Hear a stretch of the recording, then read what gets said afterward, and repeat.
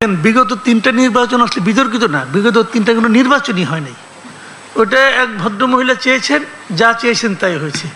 নির্বাচন বললে তো আপনাকে এর মধ্যে জনগণের একটা পার্টিসিপেশন থাকতে হবে। জনগণ কিন্তু একটা পার্ট, তাই না? নির্বাচন কিন্তু কেবল পলিটিক্যাল পার্টির ব্যাপার না, এটা পলিটিক্যাল পার্টি কোনো প্রপার্টি না, বরঞ্চ এটা জনগণের প্রপার্টি। জনগণ তার মতটা দেবে, সেই মতটা প্রকাশের যে প্রক্রিয়া সেটা হলো নির্বাচন। সেই হিসেবে বিবেচনা করলে বিগত তিনটা নির্বাচন কোনো নির্বাচনই হয় নাই। আমি যদি ওই থিওরিটাকে হাতে রাখি তাহলে আমি আশঙ্কা করি আগামী নির্বাচনটাও তেমন কোনো নির্বাচন হবে না, ওটাও একটা বিতর্কিত নির্বাচন হবে। আমি আপনাকে বলি, আমি আবারও বললাম যে নির্বাচন দেখেন, এই নির্বাচন আগামী নির্বাচনে আওয়ামী লীগ আসতে পারবে না। এখন পর্যন্ত যে সমস্ত নমুনা দেখতেছি, এই নমুনাগুলো যদি অব্যাহত থাকে তা আগামী নির্বাচনে আওয়ামী লীগ থাকবে না। আওয়ামী লীগ না থাকলে আওয়ামী লীগ যেবার সবচেয়ে খারাপ রেজাল্ট করেছে 2001 সালে, সেইবারও আওয়ামী লীগ কিন্তু 2,28,00,000 ভোট পেয়েছে। আমি ধরলাম তারপর আওয়ামী লীগ অপশাসন করেছে, কুশাসন করেছে, আওয়ামী লীগ মানুষের অধিকার হরণ করেছে, অমুক করেছে, সব আমি ধরে নিলাম। ধরে নিয়ে আমি আওয়ামী লীগের ভোট কমাইতে তারপরেও আমি বলবো মিনিমাম এই দেশে 1 কোটি লোক আছে, 1 কোটি ভোটার আছে যারা নাকি তাদের জীবনে কোনোদিন নৌকা মার্কা ছাড়া অন্য কোনো মার্কায় ভোট দেয় নাই। মিনিমাম 1 কোটি লোক আছে। আমার প্রশ্ন হলো আগামী নির্বাচনে এই 1 কোটি লোকের জন্য আপনি বিকল্প কি রাখলেন? আপনি পারেন না। আপনি যত বড় জ্ঞানী হন না কেন, এই 1 কোটি ভোটারকে আপনি ইগনোর করতে পারেন না। শেখ হাসিনা কত বড় খারাপ ছিল এটা নিয়ে আপনি সারাদিন গবেষণা করেন, তাকে আপনি 20 বার ফাঁসি দেন, আমার কোনো আপত্তি নাই। শেখ হাসিনার এই 3 বারে যত মন্ত্রিসভার সদস্য ছিল সবাইকে আপনি বিচার করেন। আওয়ামী লীগের সেন্ট্রাল কমিটিতে 15 বছরে যারা ছিল সবাইকে বিচার করেন। উপজেলা পর্যায়ে বা আওয়ামী লীগের কমিটি সবার বিচার করেন, আমার কোনো আপত্তি নাই, কাউকে নির্বাচনে আসতে দিন না। তার এই সবগুলি যোগ করলে সেটা কিন্তু 15-20 লাখের বেশি হবে না। তাহলে যে বাকি যারা ভোটার তাদের ব্যাপারে আপনার সিদ্ধান্ত নেওয়ার এখতিয়ার আপনাকে কে দিল? আপনি সিদ্ধান্ত নিয়ে নিলেন, তোমাদের কোনো চয়েস থাকবে না, আমরা যেগুলো দেবো তুমি এইগুলোর মধ্যে খাবা। ভাই আমি খাই এলো গরুর মাংস, আপনি আমার সামনে এনে দিয়েছিলেন 5 ধরনের মাছ, লাভ তো নাই কোনো। আপনি আমার অধিকার হয়, এটা নাম গণতন্ত্র নয়। এবং এইটা নিয়ে আগামীতে প্রশ্ন উঠবে। আজকে কেউ প্রশ্ন তোলার সাহস পায় না, কারণটা কি? প্রশ্ন তুললে পরে মব আছে, বলবে স্বৈরাচারে দোষর অমুক তমুক বইলা আপনার উপরে চড়া হবে। যারা স্বৈরাচারের সবচেয়ে বড় দোষর ছিল তাদের হাতে এখন সবচেয়ে বড় বড় লাঠি দেখা যায়, হলো চড়াও। কিন্তু এতে কিন্তু প্রশ্নটা আপনি আপাতত ধামাচাপা দিলেন, কিন্তু এই প্রশ্ন একসময় উঠবে। এবং যতদিন আপনি এই প্রশ্নকে জিয়াইয়া রাখা আপনি দেশের অগ্রসর করতে চাবেন ততদিন আপনি পারবেন না। একটা কথা মাথায় রাখবেন, বিভক্ত জাতি কোনোদিন অগ্রসর হতে পারে না। আওয়ামী লীগ প্রায় 15 বছরের শাসনামলে জাতিকে দেশকে বিভক্ত করার চেষ্টা করেছে। জামাতকে বাতিল করে দিয়েছে, বিএনপিকে বলেছে সন্ত্রাসী দল, এগুলি বলে দেশটাকে বিভক্ত করেছে। এখন সেই একই প্রক্রিয়া চলছে, দেশকে বিভক্ত করতে হবে। এবং সেই বিভক্ত করার প্রক্রিয়া আমি মনে করি কোনো ভালো ফল আনবে না। আগামী নির্বাচন যে সকলের কাছে গ্রহণযোগ্য একটি নির্বাচন হবে এটা মনে করার কোনো কারণ। এখানে অনেকগুলি প্রশ্ন আছে। প্রথম প্রশ্ন হচ্ছে যে যুক্তি নাকি আবেগ, চেতনা নাকি সত্য, এইটা একটা বিরাট প্রশ্ন। যৌক্তিক কথা সবসময় দেশের পক্ষে থাকে। দেশ যুক্তিহীনভাবে চলেছে বলেই স্বৈরতন্ত্র এসেছে। স্বৈরতন্ত্র, স্বৈরাচার, অগণতান্ত্রিক শাসনে সবই হচ্ছে যুক্তি বিরোধী। সেখানে একজনের কথাই যুক্তি, একজনের কথাই আইন। ফলে যারা যৌক্তিক সমালোচনা করবেন এবং যারা যৌক্তিক কথা বলবেন তারাই মূলত দেশকে ভালোবাসেন, তারা ব্যক্তিকে ভালোবাসেন না। অযৌক্তিকতা সবসময় ব্যক্তি, দল কিংবা গোষ্ঠীর পক্ষে থাকে, যুক্তি সবসময় সত্যের পক্ষে থাকে। এবং মিথ্যাবাদীরাও যুক্তি তৈরি করে, যে যুক্তি সত্যের কাছে হেরে যায়। ফলে আমি সবসময় বলবো যৌক্তিক সমালোচনাই হচ্ছে গণতন্ত্রের সবচেয়ে বড় ভিত্তি। এবং যৌক্তিকতার মধ্যে দিয়ে যারা সমালোচনা করবেন তারাই প্রকৃত দেশপ্রেমিক, কারণ তারা নিজের স্বার্থ বিবেচনা করছেন না, তারা যুক্তি দিচ্ছেন। আপনাকে এক কথাই বলেছি যে পাবো না। এখন এটাকে এস্টাবলিশ করার জন্য আমি যদি 20টা বাক্য ব্যবহার করি, অর্থ একটাই, পাবো না। কারণ ভাই যারা আসলে জামাত বাংলাদেশের সবসময় 3-4 নম্বর দল, যেরকম নাকি আগের বার হইতো। আওয়ামী লীগ কি করেছে? জাতীয় পার্টিকে টাইনে আইনে প্রধান বিরোধী দল বানাইছে। হইতে পারছে? অর্থ এটা হওয়ার যোগ্যতাই নাই। তো এখন আপনি এই দলকে নিয়ে আইনে মানাবেন প্রধান বিরোধী দল, হবে নাকি? এটা হবে না, এটাই স্বাভাবিক। আমরা দেশে যারা প্রধান বিরোধী দল থাকবে তাদের রাখবেন আপনি দূরে দূরে রাখবেন। এই রাখাতে এই যে দল ক্ষমতায় যাবে তাদেরও লাভ হবে না, দেশেরও কোনো লাভ হবে না, এবং গণতান্ত্রিক যে পদ্ধতি, আমরা গণতন্ত্র বলে যা বুঝি সেটার কোনো লাভ হবে না। আপনি যতই যুক্তি দেন, জার্মানি নিয়ে আসেন, সুইজারল্যান্ড নিয়ে আসেন, সব যুক্তি উদাহরণ নিয়ে আসেন ভাই, আমাদের দেশের বাস্তবতা হলো এই দেশে রাজনৈতিক দল হলো বেসিক্যালি দুইটা, আওয়ামী লীগ আর বিএনপি।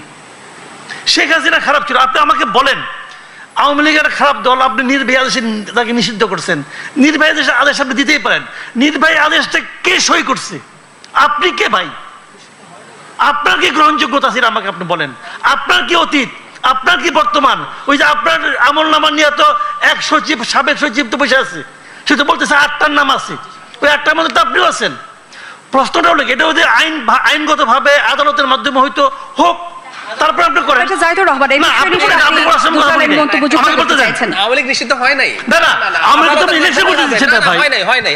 আচ্ছা, আওয়ামী লীগ কি নৌকা মার্কা থাকবে? আমাকে বলতে দেন, আমাকে শেষ করেন, তারপর আপনি বলেন।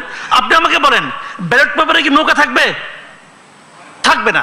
তার আর আলাপ করে লাভ আছে? ওই আধ্যাত্মিক আলাপ করে লাভ আছে কোনো? ওই সময় আলাপ করেন আপনি, ব্যাকরণ নিয়ে আসেন, অমুক নিয়ে আসেন, তমুক নিয়ে আসেন, ব্যালট পেপারে নৌকা থাকবে কিনা, দ্যাট ইজ দ্য পয়েন্ট। কারণ আমি বলতে চাচ্ছি আওয়ামী লীগের স্বার্থ নিয়ে আমার কোনো কথা নাই। আমার কথা হলো যে লোকটা সারা জীবন নৌকায় ভোট দিয়েছে তার জন্য আপনি কি রাখলেন? বৈঠাও রাখবেন না, জাহাজও রাখবেন না, তো সে কি করবে? তার অধিকার তো আপনি ক্ষুণ্ণ করলেন। একটা রাষ্ট্র, একটা সরকার যখন এই ধরনের কাজ করে সেই কাজটাকে আর আপনি যত কিছু বলেন আমি এটার একটা জবাব দিই।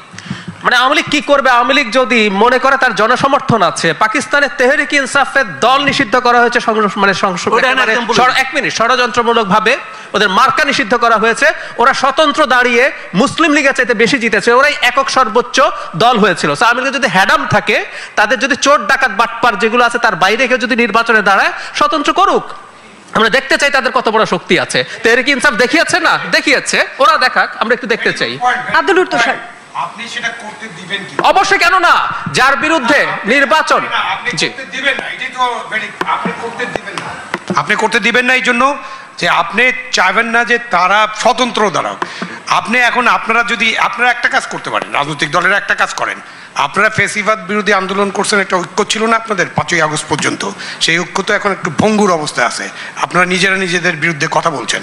আপনারা ফেসিবাদ বিরোধী ঐক্য করেন, ইনক্লুসিভ নির্বাচন করেন, আওয়ামী লীগের বিরুদ্ধে ফেসিবাদী ঐক্য করে তাদেরকে সহায় দেন। না সেটা না, আওয়ামী লীগ স্বতন্ত্র নির্বাচন করতে পারবে না, এই কথা কোথাও নাই। স্বতন্ত্র নির্বাচন আওয়ামী লীগ করবে কেন? That is not Awami League. না না, আওয়ামী লীগ একটা রাজনৈতিক দল, আপনি সেটা ফেসিবাদী রাজনৈতিক দল হিসেবে আপনি আইনগতভাবে নিষিদ্ধ করেন নাই, একটা অর্ডার দিচ্ছেন, প্রশাসনিক অর্ডার, সেই অর্ডারের ভিত্তিতে তাদের কার্যক্রম নিষিদ্ধ করে রাখছেন। আপনি আওয়ামী লীগের যারা অপরাধী, যাদের বিচার হওয়া দরকার, তাদের বিচার করেন, বিচারে যান। আপনি ইচ্ছে করলে আরেকটা স্বৈরাচারী আইন করতে পারেন, সেটা আমি আপনাকে বলছি, আপনাদেরকে আরেকটা স্বৈরাচারী আইন করতে, যারা বিচারের মধ্যে আছে তারাও নির্বাচন করতে পারবে না। করেন একটা স্বৈরাচারী আইন, না করেন, করবেন, আপনারা করেন, করে আপনি আওয়ামী লীগের সাথে ফেসিবাদ বিরোধী ঐক্য করেন সবাই মিলে, বিএনপির নেতৃত্বে ফেসিবাদ বিরোধী ঐক্য বা জামাতের নেতৃত্বে করেন, বা আওয়ামী লীগ তো দলই না, নির্বাচন কেন করবে? আমি তো সেটা আপনি মনে করেন, আমার একমত হওয়ার কোনো কারণ নেই। আমরা এটা আপনার ব্যক্তিগত মতামত, পরাজিত করতে আসবে না, পলিটিক্যাল পার্টি না, ও পলিটিক্যাল সিস্টেমে আসবে কেন? জাহিদ, পশ্চিম ইউরোপের উদাহরণ দিয়ে কোনো লাভ নাই। লাভ আছে, ডেমোক্রেসি ওখান থেকে শিখেছি আমরা। কিরকম ভৌগোলিক সিচুয়েশনে আছে ওখানকার জিওপলিটিক্যাল সিচুয়েশনটা কি?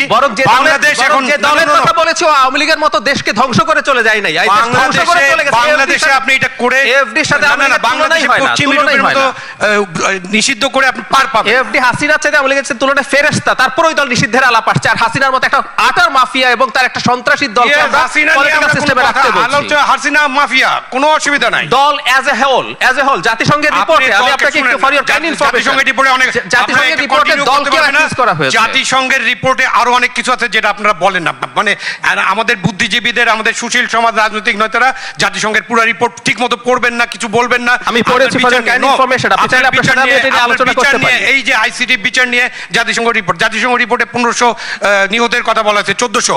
আপনি এখন পর্যন্ত 832 জনের তালিকা দিয়েছেন, আপনি 1500 নিহত হয়েছে এটা বলে যাচ্ছেন এক অবহেলায়। এই যে জুলাই ঘোষণা, সেখানে আপনার প্রধান উপদেষ্টা 1000, জাতিসংঘ 1400 বলেছে 15 আগস্ট পর্যন্ত, ফর ইওর কাইন্ড ইনফরমেশন পর্যন্ত। সুতরাং আপনারা এতদিন ধরে বারবার বলছেন যে 1500 মানুষ নিহত হয়েছে এই আন্দোলনে, দ্যাট ইজ রং, মিথ্যাচার। তাহলে সেটা সেটা বলেন না, সেটা কোনোদিন বলবেন না, এটা বলবেন না। আর বলবেন যে না 15-16 বিষয়ে কিছু যুক্ত করবেন কিনা? আমি যুক্ত না করি, আমি অন্য জায়গা থেকে বলি। সেটি হচ্ছে যে কে নিষিদ্ধ হলো কে নিষিদ্ধ হলো না, এটা একটা যেমন তর্ক। কে নিষিদ্ধ হলো কে নিষিদ্ধ হলো না এটা যেমন একটা তর্ক, কিন্তু স্বতন্ত্র হয়ে কি কেউ নির্বাচন করতে পারবে কিনা এই বিষয়টির উপর একটি প্রশ্ন এই অন্তর্বর্তী সরকার স্থাপন করেছে যখন ব্যারিস্টার সুমনকে ধরে নিয়ে গেছে। কারণ ব্যারিস্টার সুমন ছিলেন স্বতন্ত্র প্রার্থী। এখন আপনি যখন একজন স্বতন্ত্র প্রার্থীকে বলবেন যে আপনি দোষর এবং তারপর তাকে ধরে আটকে রাখবেন, তাহলে তো বলতে হবে যে স্বতন্ত্র হলেও দোষর চিহ্নিত করা যায়। এবং যারা স্বতন্ত্র দাঁড়াবেন তারা সুমনকে দেখে ভাববেন যে তারাও ভবিষ্যতে জেলখানায় ঢুকে যেতে পারেন। ফলে অন্তর্বর্তী সরকারের যে ধরনের নিরপেক্ষতা দেখানো প্রয়োজন ছিল, উনি অগাস্টের মধ্যে যুবলীগের হয়ে মাঠে ওনার শক্তি প্রদর্শন করেছেন। না, সার্জিস আলমও এই মে মাসে বঙ্গবন্ধুকে নিয়ে বক্তৃতা দিয়েছে বা তার আগে দিয়েছে। আমরা তো সেটা বিবেচনা করছি না। আমরা দেখব যে যৌক্তিকভাবে যে সুমন কি স্বতন্ত্র নির্বাচন করেছিলেন, সুমন স্বতন্ত্র নির্বাচন করেছিলেন এবং তিনি নৌকাকে পরাস্ত করেছিলেন। এখন নৌকার লোকই যদি স্বতন্ত্র এসে দাঁড়ায় তাহলে একই ঘটনাটাই ঘটবে, যে কারণে সুমন জেলখানায়। এমনকি জাহিদের কথাও যদি যুক্তিপূর্ণভাবে আমি ধরে নেই, সুমন যুবলীগ করেছে অতএব সুমন জেলখানায়, তাহলে কিছুদিন আগে যে আওয়ামী লীগ করতো সেও আবার স্বতন্ত্র দাঁড়ালে জেলখানাতেই যাবে। কিন্তু তাহলে ডাইনে অথবা বামে একই ঘটনা ঘটবে। সবাই তো জোর করে একটু সময় নিয়ে নেয়। আমি অন্য জায়গাটাতে আসি, সেটা হচ্ছে যে এই ফলকার টুর্কের রিপোর্টটা আসলে খুবই, আমি বলবো যে অর্ধেক অর্ধেক পড়ে সবাই, সামনের টুকু একদল পড়ে, পেছনের টুকু একদল পড়ে। ফলকার টুকু একটা জায়গায় বলেছেন যে রিভেঞ্জ কিলিং হয়েছে, প্রতিশোধমূলক হত্যাকাণ্ড। এখন এই প্রতিশোধমূলক হত্যাকাণ্ডের বিষয়টি যদি সত্য হয়ে থাকে তাহলে বাংলাদেশের আইনে প্রতিশোধমূলক হত্যাকাণ্ড কি জায়েজ? এইটা কি বিচারের মধ্যে পড়বে না? আমি কি চাইলে প্রতিশোধের জন্য আপনাকে হত্যা করতে পারি? এইটা যদি বাংলাদেশের আইনে না থাকে তাহলে ফলকার টুর্কের ওই রিপোর্ট অনুযায়ী প্রতিশোধমূলক হত্যাকাণ্ডেরও বিচার করা প্রয়োজন। এবং সেই প্রতিশোধমূলক হত্যাকাণ্ড জায়েজ কিনা এইটাও তো আমাদেরকে আইনের মাধ্যমে করতে হবে। ফলে যে কোনো হত্যাকাণ্ডকে আমি মনে করি যে বিচারের আওতা আনা উচিত। কোন একটি দেশে যখন হত্যাকাণ্ডের বিচার হয় না তখনই সেখানে হত্যা সংস্কৃতি তৈরি হয়। যেমন পাথর দিয়ে পিটিয়ে লোকজন মারা হচ্ছে, কারণ হচ্ছে শুরুতে মবকে প্রেসার গ্রুপ বলা হয়েছে। বলা হয়েছে যে মব হচ্ছে মানুষের ক্ষোভের বহিঃপ্রকাশ। ক্ষোভের বহিঃপ্রকাশের জন্য আপনি আইন হাতে তুলে নিতে পারেন না। এবং এই অন্তর্বর্তী সরকার ঠিক বাংলা ছবির শেষ দৃশ্যে যেমন একদল লোক এসে বলতো আইন হাতে তুলে নেবেন না প্লিজ, ততক্ষণে নায়কের হাতে ভিলেন নিহত হয়েছে। ঠিক একইভাবে অন্তর্বর্তী সরকার এসে বলেন যে এখন আপনারা মব করবেন না প্লিজ,